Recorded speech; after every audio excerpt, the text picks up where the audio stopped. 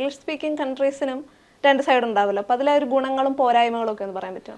പോയ രാജ്യങ്ങളിലെ വിദ്യാർത്ഥികളുടെ അവസ്ഥയും അവർക്ക് ജോലി കിട്ടാൻ ബുദ്ധിമുട്ടുന്നതും പഠിച്ച കോഴ്സിലല്ലാതെ മറ്റു ജോലി ചെയ്യേണ്ട നിർബന്ധിതമായി വരുന്ന സാഹചര്യങ്ങൾ നമുക്കറിയാം.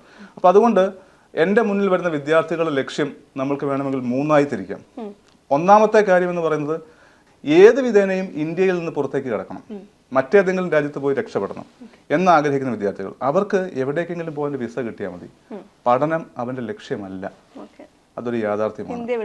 ഇന്ത്യ വിടുക എന്നുള്ളതാണ്.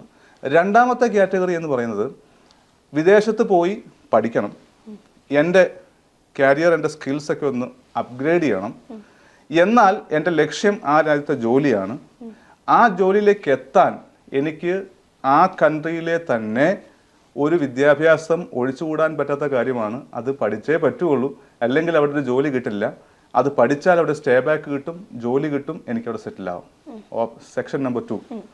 മൂന്നാമത്തെ ഓപ്ഷൻ എന്ന് പറയുന്നത്, അല്ലെങ്കിൽ മൂന്നാമത്തെ കാറ്റഗറി എന്ന് പറയുന്നതാണ് റിയൽ സ്റ്റുഡൻസ്.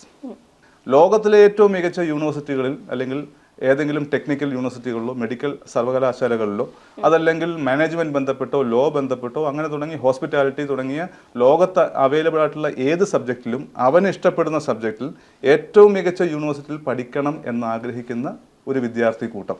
മൂന്നാമത്തെ കാറ്റഗറി എന്ന് പറയുന്നത് ക്വാളിറ്റി ഓഫ് എഡ്യൂക്കേഷനിലും ടോപ്പ് റാങ്കിങ് യൂണിവേഴ്സിറ്റികളിലും മാത്രം ലക്ഷ്യം വെക്കുന്ന, തിരിച്ചു ഒരു പ്രശ്നമല്ലാത്ത, വരാൻ തയ്യാറായിട്ടുള്ള വിദ്യാർത്ഥികളുടെ കൂട്ടം. ഇതിലേതാണ് നിങ്ങൾ എന്ന് തീരുമാനിച്ചിട്ട് വേണം രാജ്യം തീരുമാനിക്കാൻ.